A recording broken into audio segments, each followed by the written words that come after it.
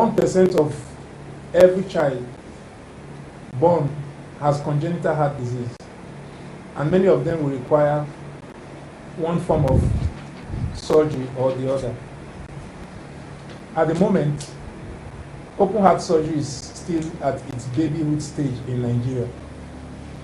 Open heart surgery has a lot of potential complications, but in her own case, I'll probably mention things that are probably peculiar. You have to thin the blood excessively in order to let the entire blood from the heart go through the heart-lung machine and come back. And when you finish the operation, you have to reverse the effect of that heartbeat. In some patients, it's incompletely reversed and they bury their life and might require blood transfusion. In my hands, I can do this operation in over 80% without blood. We haven't given her any blood, and she seems okay, so she might not require blood. So that complication is away. There is a small risk, be it small, of anybody going through a heart operation having a stroke. And the reason for that is taking all the blood away from the body system through an artificial circuit and back. But that is 1 in 200, so it's very small. Probably the same as general population, but it happens during the time of open heart surgery. We blame open heart surgery. We've opened the chest and cut through it. And therefore, there is a risk of the wound getting infected or a risk of her getting chest infection. That are treatable with antibiotics. Talk about the problem of medical tourism in Nigeria, but not as many are taking significant steps to stem this ugly trend that cost Nigeria about $1 billion annually. With oil revenue in sharp decline in recent years, more Nigerians cannot afford foreign medical trips. The option is to get treated here or perish. So it's not enough to just see a young man and you just say, oh, get antihypertensive and start treating. I think that's one thing we all carry along. Well, it's obvious. There's a problem, there's a fundamental problem.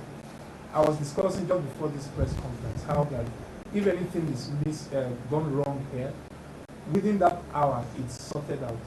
But in government settings, it goes through a lot of bureaucracies. You have to write letters, there has to be approvals, there has to be tenders, board meetings, and many times it doesn't just work. The bureaucracies make things more complex.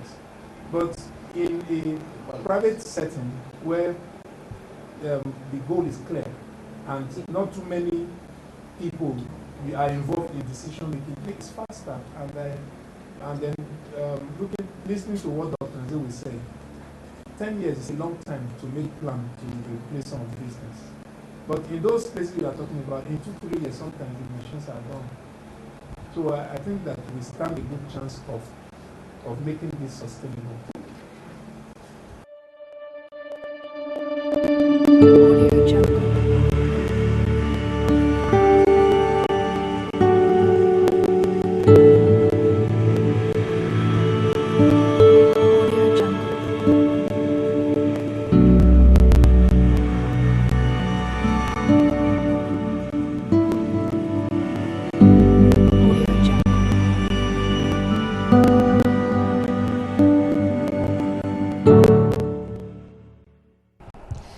And welcome to Dateline Abuja on AIT. Today on Dateline Abuja, we'll be taking a tour to the Gbagyi community here in the Gustape area of the F.C.T. This Gustape area is located at the Asokoro extension within the F.C.T. Behind me, you will see some beautiful homes and luxurious apartments situated at the Asokoro extension, also known as Gustape district within the F.C.T. And just opposite these beautiful homes, you can see a village or a suburb where the residents of the Gbagyis, the indigenes of the F.C.T, reside in. Come along with me as we take a tour to the Gbagyi community located here in the Asokoro extension of the F.C.T. I'm Hawa Momo. Welcome.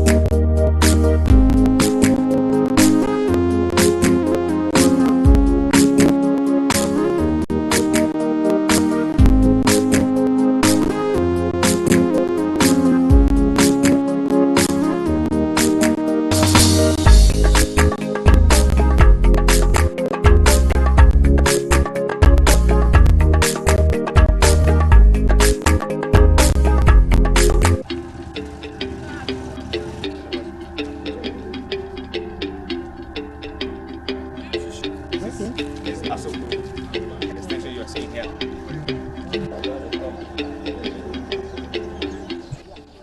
As you can see, we're still in the Gbagyi community, one of the many major communities of the Gbagyi tribe here in the F.C.T, situated in the Gusape area, Asokoro extension here in Abuja. Behind us, we have the firewood collection, which is one of the major source of livelihood, especially for the women. Jethro, do you want to tell us more about that? Yes, wood collection is one of the major things the Gbagyi woman or the Gbagyi woman is known to be involved into. And as you can see, this is a very, this is not a small portion of firewood. You can see there is so much to show you that it's a major thing they do here. They carry it on their shoulder. Yes, this is what we see them carrying on their shoulders. They call it shouldering their burden. If you ask them, like you will see as we go into the community properly, you will see.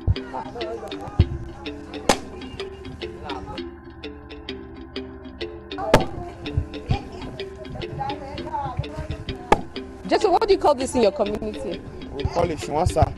What's the meaning of Shwansa? Shwansa means that, like you can see, it's trying to break the firewood for them to be able to use it in setting the fire. Okay, can I try? Of course, can you? Well, let me show you how to do it, like you're saying. Let me just something. Like you can see, this is how we do it. Even the men do this, as well as women, so like this. But you must be a very strong person to be able to do this, because not those in Asokoro, not those in Maitama, they can't do this. Let me try it. You hold this like this. That's what I'm doing. Do like this.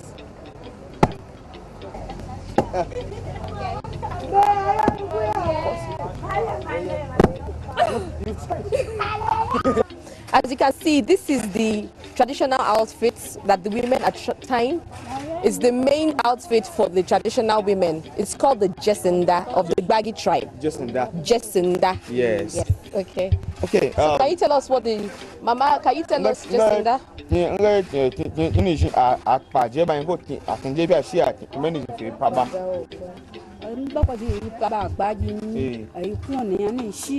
Itami ya kwon ko ishin wuna itami ya kwon ay kun ni ani shi ko ay ko ga jesnda okay abai ya sa ko be ma ya ye ba ishin ko ba pa abokun ti awe ya ko ba pa abokun ba. Okay, so what you're saying is that this attire you can as you can see is called jesnda, and this is the traditional wear of the Gbagyi people. Long before now, generations long ago used this jesenda for covering of their body, and we inherited it from our forefathers, and these clothes can never be abandoned. Children yet unborn will come and use this wrapper. Is it locally made?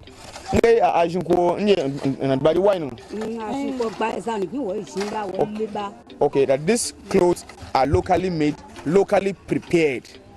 You know what I mean? They are locally prepared, traditionally prepared. And they do all the sketching as well. Yes. Yes,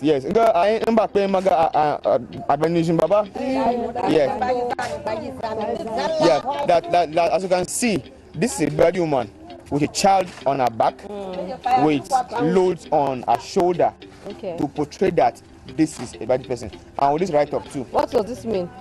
Meaning I am a Gbagyi person. Oh, proudly Gbagyi. Yeah, proudly Gbagyi. Yes. So, I don't know. You would like to have it tied? Okay, go to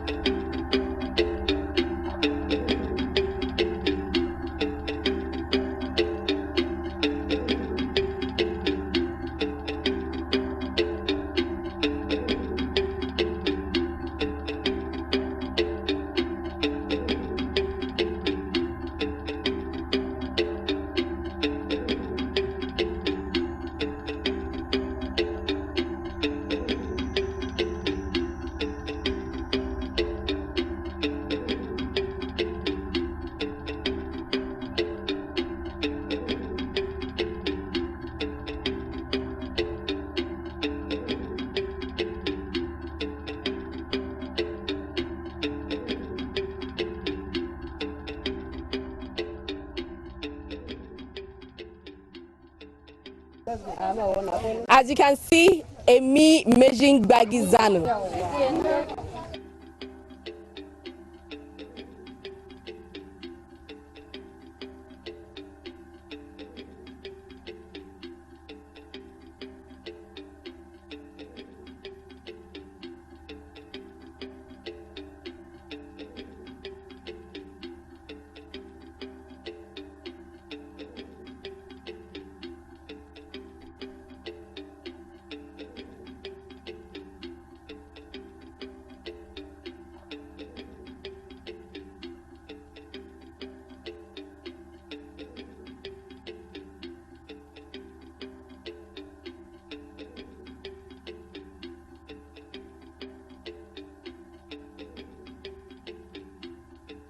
As you can see, a typical Gbagyi woman carries her firewood or every other load on her shoulders. And so we're here to find out, why does she not carry it on her head? Why is it the shoulders? When we have neck and the head, when we have neck issues, Mama, this you carry for your shoulder, why you not put for your head?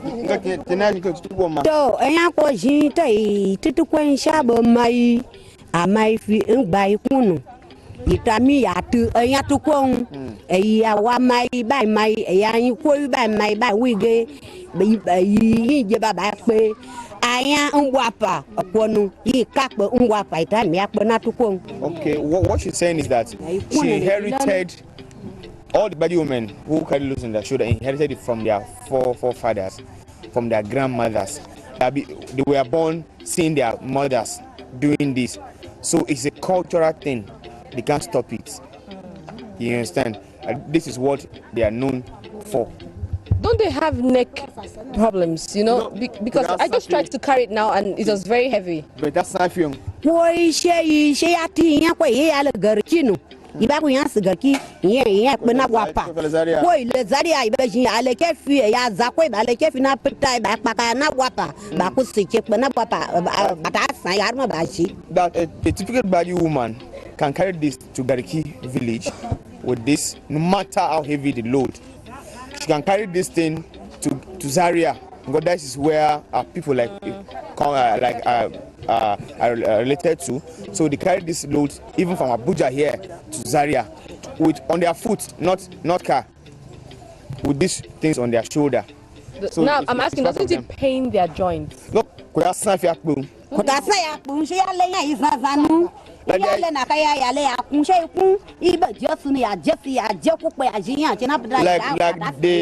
said, this doesn't cause them any pain, but they are used to it. They even take this thing to Kefi on their foot. They will go take this firewood to the Kefi or anywhere, any market around.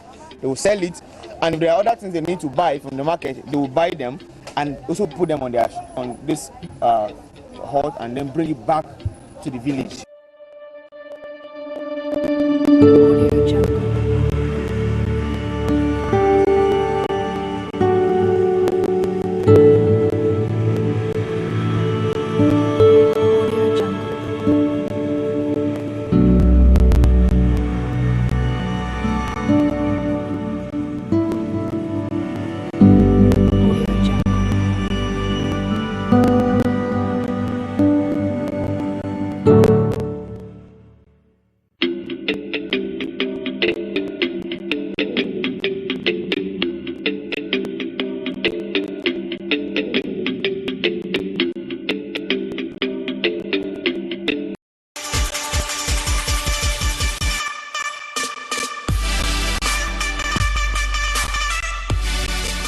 The Gbagyi, popularly referred to as the Gwari, is spread across a number of states in Nigeria. States like Niger, Kaduna, Nasarawa, Kogi, Kwara. They are predominantly in Abuja. The history of Abuja was originally the southwestern part of the ancient Abbey, Hausa Kingdom of Zauzau, Zaria. It was populated for centuries by several semi-independent tribes, and the largest tribes are the Gbagyi. The Gbagyis are the most populated ethnic group in the F.C.T, and their major occupation is farming, pottery, hunting, and firewood collection. They are the original settlers of Abuja, the federal capital city of Nigeria. They are known to be peaceful, noble, and accommodating people. Interestingly, the word Wari, which the Gbagyi are famously known, is the name of a particular yam in Gbagyi. The Gbagyis are culturally soaked people who, despite the overwhelming force of civilization, still cling to the basic rudiments of their culture. Instead, they believe the head should be accorded a royal status as the king of the entire body. Is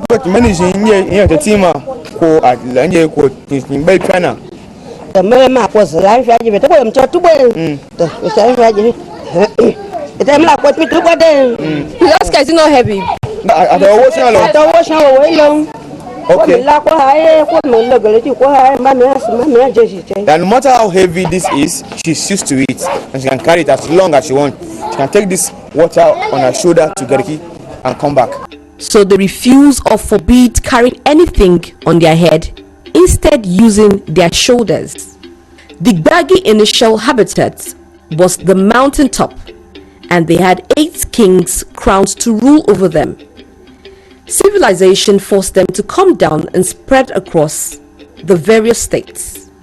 They have strong beliefs in Islam and Christianity, enjoying almost equal following. And regardless of the twin influences of Christianity and Islam, the Gbagyi people also practice Kunu, which is their primal religion, as they believe that the Kunu safeguards them and their families from evil forces and uncertainties. An average Gbagyi, especially the new generation, have embraced the modern and Western education and are professionals in almost all fields of life. But despite a rich and unique culture, the worst thing that could happen to any Gbagyi person is to deprive him of his land, because as farmers, they see land as the most important aspect of their life, and they are of the opinion that the land swap policy by the federal government has no direct significance to their lives, as a way of taking away their ancestral lineage. The question they want to know is, if the government takes away all their land, where can they call their roots?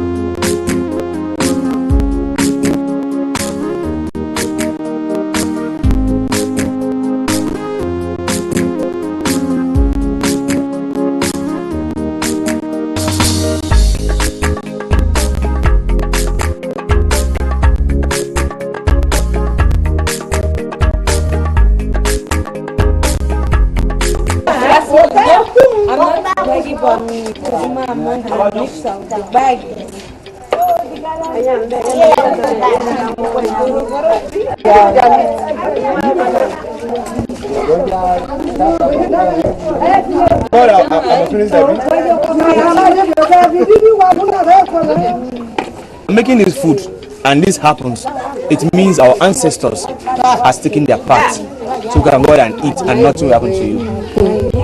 As far as this happens, it means the ancestors are pleased with you and happy. Are you saying because some food doctor spilled on the floor now the ancestors? That is not what we mean. This is a significant one as far as the Gbagyi setting is concerned.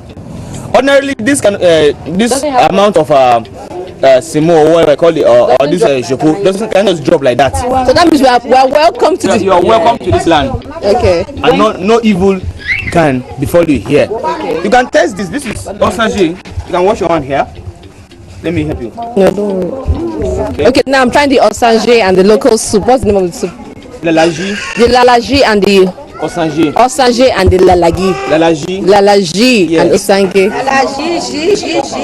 Lalaji. I'll just try a little first. You do it this way. How do you feel? Like this?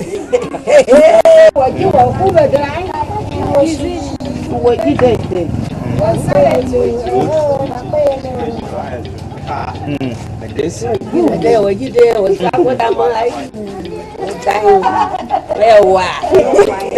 It tastes like okra. Yeah. This is a draw soup.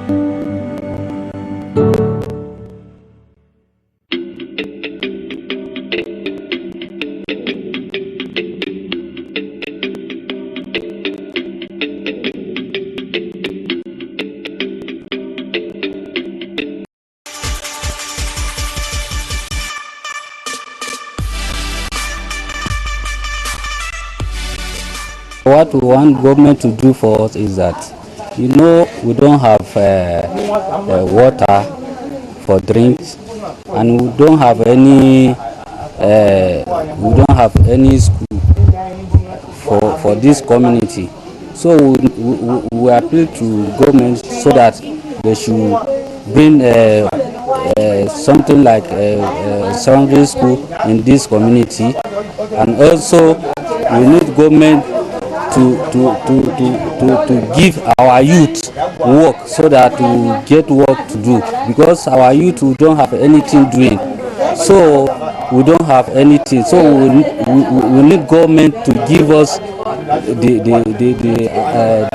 work so that we have something doing. What I have actually looked in the land of Gbagyi, they have poor background of educations, and they have been deprived of what belongs to them, most especially in terms of lands. They don't actually have enough facilities, and also the roads are actually bad. They actually need social amenities, and also we are pleading on behalf of the government of this country as an indigents, the Gbagyis, for them to support them and to stand for them.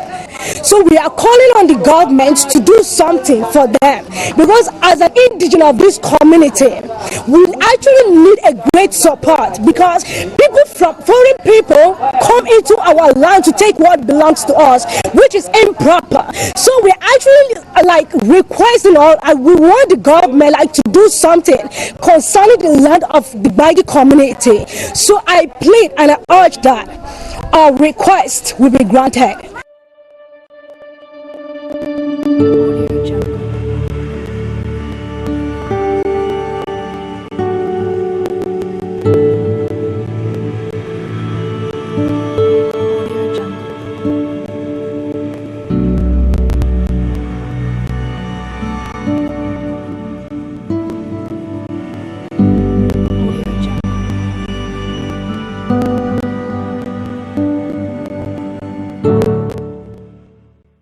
Deprived, frustrated, neglected are words that the Gbagyi people feel towards themselves.